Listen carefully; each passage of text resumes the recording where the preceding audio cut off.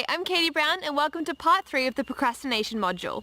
In the previous video, we drilled down to the psychology about why we procrastinate. We learnt about concepts such as resistance, our rebellious side, and touched up on a thing called self-talk. In this part, we're going to dive into the understanding of action-oriented self-talk. You'll learn how self-talk works and why it's so important to master, how to use action-oriented self-talk to get stuff done, the neat trick to beat your rebel self in the procrastination mind games, and finally, highlighting on strengthening your self-talk so you can achieve your goals. Self-talk is basically the conversation you have with yourself constantly. A lot of the time, you're probably not even conscious of the fact that you're having a conversation in your head. But every second of the day, your choices are dictated by the messages you receive from yourself. From deciding on what to wear, Stripes or squares? what to eat, Apple or banana? and what to do, Homework or Facebook? there's a process of choice taking place.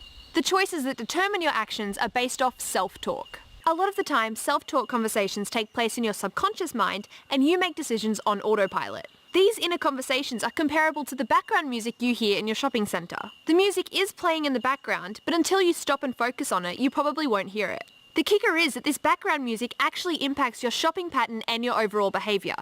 The lesson here is, just like a shopping centre has music in the background, your subconscious mind will send you direct messages in the background. As a result, your behaviour is constantly being influenced by that without you even knowing. And when you find yourself procrastinating, it's because your rebel side is conducting secret debates. And the part of you that wants to get stuff done hasn't been invited to join in on that debate.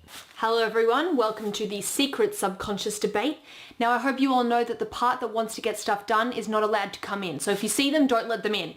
So how do you expect to win a debate when you can't even hear half of it? Well, you can't. In order to counteract the influence of your rebel self, you need to turn up the volume on your subconscious self-talk. Begin to develop the habit of increasing awareness, especially when you begin to feel yourself procrastinating. Pause and take stock of the moment. If you need to, write down the reasons that your rebel self is telling you not to do the work. Every time you do that, apply this specific strategy to replace that negative thought. Insert a positive, specific, and present tense message instead. This will change your life. If you practice this for even 1 week, I guarantee you'll see a remarkable increase in accomplishments and self-discipline. In essence, what you're doing here is applying a strategy of action-oriented self-talk. This type of self-talk is designed to overrule your self-defeating and negative self-talk. And the key ingredients are messages that are positive, specific, and in present tense. And here's why. The subconscious mind only understands the concept of present tense. So whatever message it receives that's in the present tense, it believes. Then it directs all of your inner resources towards carrying out that message. If your self-conscious talk says, I should work on my report, or I ought to work on my report, then all your subconscious mind hears is, I am currently not working on my report, so it doesn't move you forward to working on your report.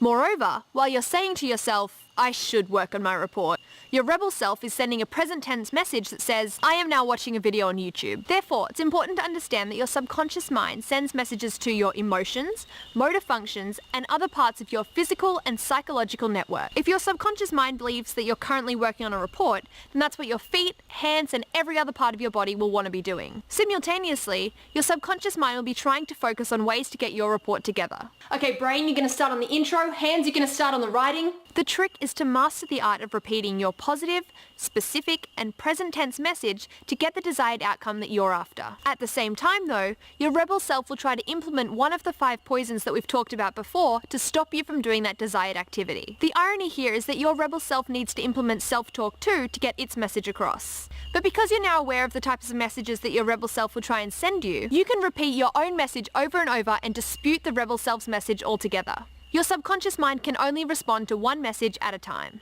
Remember, when using the self-talk technique, you have to state to your subconscious mind what you want to be doing as if you were actually doing it. Your subconscious mind works towards making your outer reality match your inner reality. You'll be amazed at what happens when you repeatedly tell your subconscious mind what you want to be doing, what you want to have, or what you want to be as if it were already a reality. This works with both short-term and long-term goals. Finally, the way you use words in self-talk has a tremendous impact on whether your subconscious mind will work for you or against you. For instance, when you say, I can't, rather than I choose not to, you convey to your subconscious mind that you have no choice in the matter.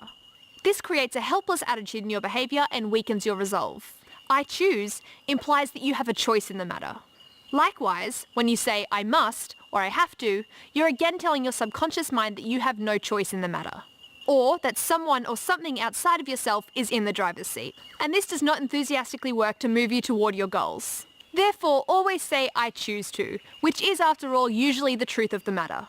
And here's a final tip. If you say your self-talk messages aloud, they will have an even greater impact. This is because your message contains two physical components, speech and hearing. Your messages will have the power of not only your mental network, but also your physical network. In other words, the more you involve yourself in your self-talk, the more powerful the message becomes.